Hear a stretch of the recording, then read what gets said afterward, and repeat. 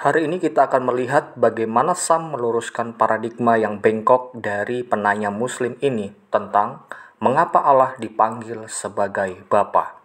Mari kita simak bersama-sama videonya.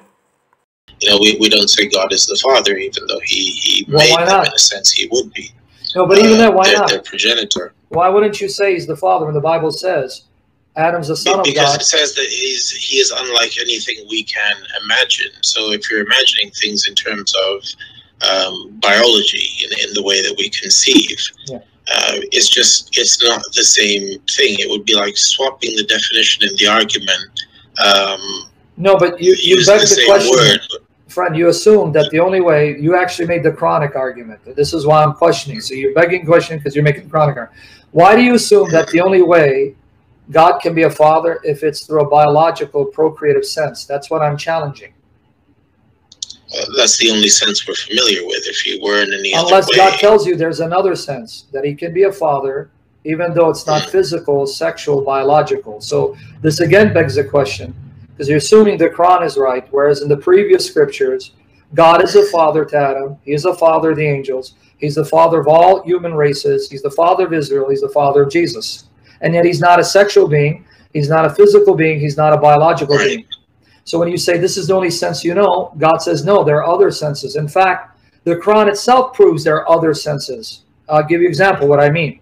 And this is why Muslims have to explain it away.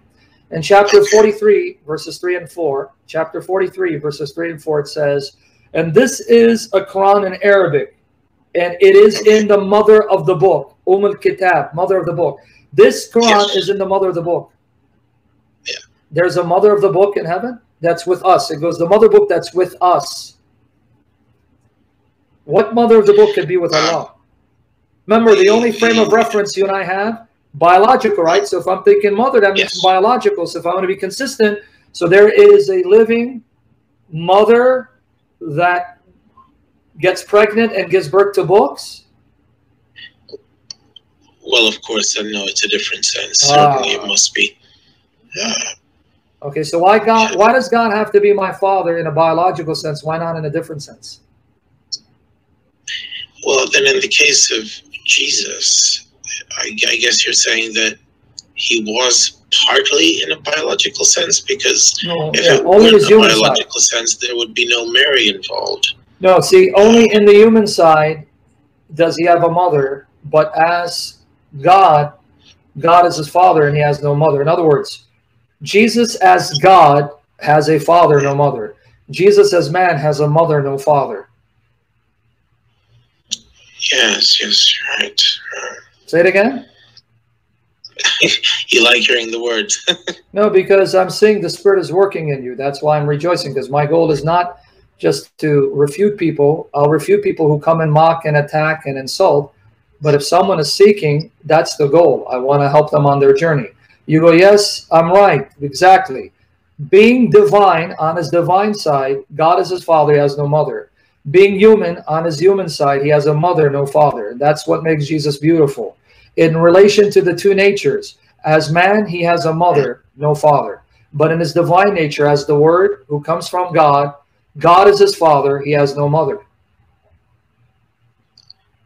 You're quite different to how I thought you'd be, because I was told about you from someone else. I'm not really I sort of bounced here from David Wood and Jay Smith, and just found you here, and I'd heard a couple of videos of yours when you were talking to other Muslim brothers, and it just seemed like it didn't seem productive. But I can see now that you actually have thought about the divinity of Jesus from a perspective alternative to ours, and I can't really fault you on that. Yeah, the only reason why you see me doing it is because those Muslims, if you call them brother because they say Shahada, that's up to you to call them that. They come here to mock, they come here to ridicule, they come here to insult, and I'm not one of those who will tolerate people attacking my Bible, attacking my Jesus, because then I'm going to repay tit for tat, eye for an eye. And that's actually what the Quran says. Your Quran says in chapter 6. No, I know that actually. Yes, to be fair, it does say to be harsh with people. who insult and berate. Yes. Yes. And on top of that, the Quran warns you guys.